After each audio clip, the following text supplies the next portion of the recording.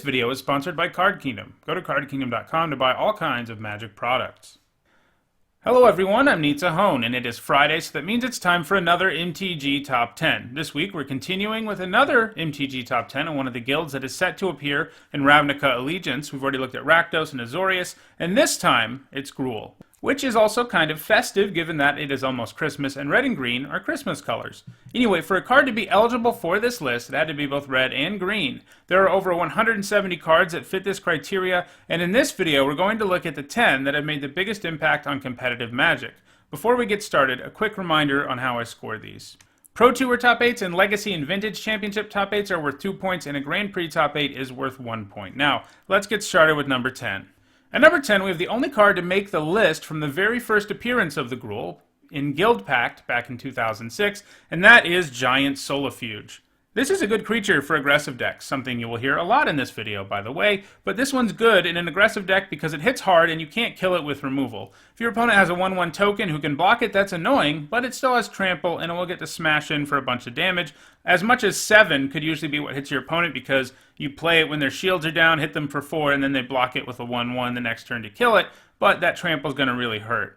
It saw play in Ravnica block, getting 4 top 8s at Pro Tour Charleston in 2006. 3 of these were in aggro decks, and 1 of them was actually in a control deck. In Standard, its primary home was also aggro, including in Gruul aggro, Zoo, and Boros aggro. It saw all of this play in a single year in 06, and hasn't done much since then, so new Gruul cards could be a problem for keeping this arachnid where it is. At number 9, we have a card that pays for itself, and that's Burning Tree Emissary. A card that pays for itself is usually going to be a good one, especially when that card is a grizzly bear. Sure, it doesn't exactly ramp you, but it does allow you to, say, play 2 2-drops on turn 2, which is a pretty insane turn for any aggro deck, and that's why it saw play in both block and standard. It doesn't hurt that it costs hybrid mana, as that enables it to appear in a wider variety of decks. In block, it saw play in Boros deck wins, and in standard, its primary homes were Gruul and Naya aggro, and near the end of its time in standard, it was seeing play in Devotion decks like Devotion to Gruul and red deck wins. It hasn't managed a top 8 in a premier event in Modern just yet, but it has the potential to do so in the future, and it has already had several close finishes in Zoo decks, but hasn't quite gotten that top 8 yet. At number 8, we have the only card on the list sporting the Gruul exclusive Blood Rush mechanic, and that's Gruul Rampager. Cards with Blood Rush are effectively split cards since they are either aggressively costed creature or they can be used as nice combat tricks. Gruul Rampager is the best of the bunch because both halves of it are very efficient and because it adds an evasive keyword ability in Trample that can help you take down your opponent out of nowhere while already being a very nice 4 mana 4/4 with Trample if that's what you need. It saw play in a lot of the same standard aggro decks as Burning Tree Emissary, including Gruul, Naya, and Jund aggro decks. The Rampager, though, also sees play in Modern, making appearances in Death Shadow Zoo decks since 2016. It's a deck that looks to one-hit KO people with various combat tricks, and the Rampager definitely helps you get there. At number 7, we have an Elder Dragon, and the newest card to make the list, and that is Dragon Lord Atarka. It might cost a ton of mana, but it gives you a lot of value for the cost as it can take down multiple creatures when it comes into play. On top of that, it leaves behind a huge threat that can take you down in just a couple turns. This made it an attractive creature to ramp into while it was in Standard. Big creatures that don't give you value even when they die aren't usually worth it, but luckily Dragon Lord Atarka does that for you. It briefly overlapped in Standard with Theros block where you could combine it with Devotion and Nykthos to produce a ton of mana, and it saw play in Devotion to Gruul and Devotion to Green during that time. After Theros rotated, it moved into a variety of ramp decks, with Gruul Ramp being the most common. It hasn't seen play anywhere other than Standard, and it probably won't. There are just better things to cheat into play in non-rotating formats, so its position on the list could be in jeopardy with a huge influx of Gruul cards entering Standard in the near future.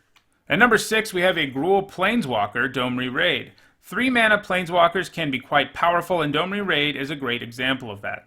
The majority of Planeswalkers out there don't necessarily want you to be super aggressive, but Domri does, and of course he does. He's Gruul. But yeah, he can draw cards if the top card of your library is a creature, or make your creatures fight with your opponents, and his emblem enhances your whole board a whole lot. As a result of all of this, he's at his best in a deck running tons of creatures. In Standard, he was part of aggro decks like Naya and Gruul, and during the latter part of his time in Standard, Devotion aggro decks. He saw a little bit of play in Modern with 3 Grand Prix Top 8s in 2013 and 1 in 2016. 2 of those were Zoo aggro decks, and the other 2 were Birthing Pod decks where he could help you find your creature-based combo pieces by drawing you extra cards. He has only a single point since 2014, but it is hard to ever completely count out a powerful 3-mana Planeswalker. At number 5, we have another Gruul Planeswalker, and this one is Xenagos the Reveler. Like Domri, he likes creatures. He makes mana equal to the number of creatures you have and makes 2/2 creature tokens. His ultimate lets you put creatures or lands onto the battlefield from the top of your library.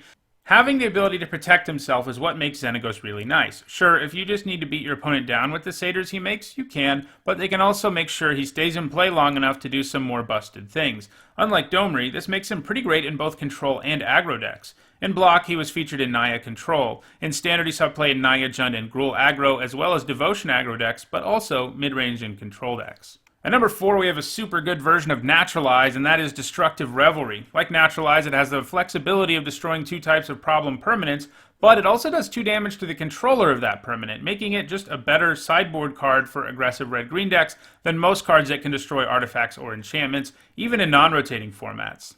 It sees a lot of play in modern sideboards, because decks like Affinity and Lantern Control rely heavily on artifacts, and some of the combo decks in the format rely on enchantments. It saw a ton of play in Standard because there were lots and lots of enchantments in Theros, which led to it seeing play in decks like Naya and Gruul aggro, as well as Devotion to Green and Devotion to Gruul. It even has 1 Grand Prix top 8 in Legacy, where it appeared in a Canadian Threshold deck back in 2015. In Modern, it has appeared primarily in various burn deck sideboards, but has a few points in Rug Delver and Dredge decks as well. At number 3, we have a card that costs hybrid red-green mana, and the oldest card to make this list, and that is Fire Spout, which is at its best when you can spend both green and red mana on it.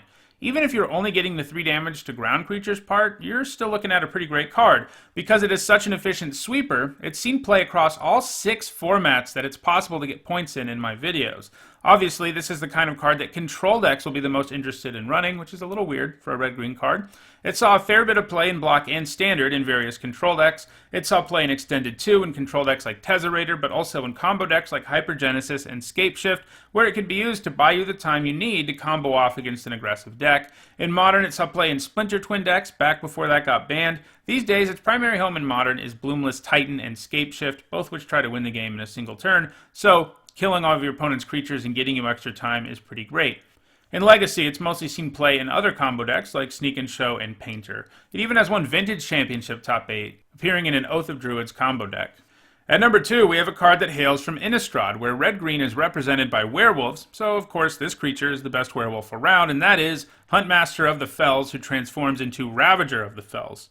Even just the front half of this card, 4 mana for 2/2/2s and 2 life, would probably have been good enough to see a bit of play in Constructed, but he's a werewolf, so he transforms if people don't cast spells, and when he does, he gets to shock a creature and a player, and gets a larger body that is more difficult to block thanks to Trample. Then, when he transforms back, he gives you the wolf and life again. He just goes back and forth between doing great stuff for you, and that's going to result in an insane amount of value, like a 4-for-1 or a 5-for-1, are not unusual things to manage with Huntmaster of the Fells. If your opponent can't kill it, they're just going to lose. He was one of the best creatures in all of Innistrad block, as evidenced by the fact that he managed 4 Pro Tour top 8s at the Innistrad block constructed Pro Tour, and he was also just one of the best creatures in all of Standard, appearing in decks like Green-Red Aggro, Kessig Titan, and Nyapod. He has also been good enough for Modern, where he's primarily appeared in Jund decks. But it's worth noting he has only a single Grand Prix top 8 in the last year, so he isn't exactly seeing heavy play right now in the format. Still, I wouldn't be surprised to see a deck running the Huntmaster top 8 any of the Modern Grand Prix in the next year. And at number 1, we have a card that was banned for a long time in Modern and then recently unbanned, a card that was probably a lot of people's pick for number 1 on this list, and that is Bloodbraid Elf. There's no doubt that this card is incredibly powerful. There are a lot of 4 mana 3/2s with haste, and they're all pretty bad. But if you tack an insane ability onto it, in this case Cascade, things get silly. This could crack in for 3 while giving you 7 mana worth of cards for only 4 mana. While it was certainly good in Standard, it wasn't quite as broken as it would go on to be in other formats. It put up some nice finishes in Jund decks there, though, a deck that would be its home across multiple formats. In Modern, the most busted thing to do with the Elf is to hit Liliana of the Veil off of the Cascade, but even hitting a Lightning Bolt with it offers some pretty insane value. Bloodbraid Elf-powered Jund decks dominated Modern for a long time before the Elf got that banning in 2013. It was, however, recently unbanned earlier this year, and since then it's managed to put put up about 10 points, again, mostly in Jund decks. Now that it is unbanned in Modern, it can probably do enough to hold on to its #1 spot on this list, although who knows. Maybe there will be an insane Gruul card in Ravnica Allegiance. Well, that does it for this week's MTG Top 10. If you enjoyed this video, don't forget to like it and share it so that others can enjoy it too. If you want to make sure you catch future MTG Top 10s, don't forget to subscribe and click on the bell icon to make sure you stay notified. Thanks for watching.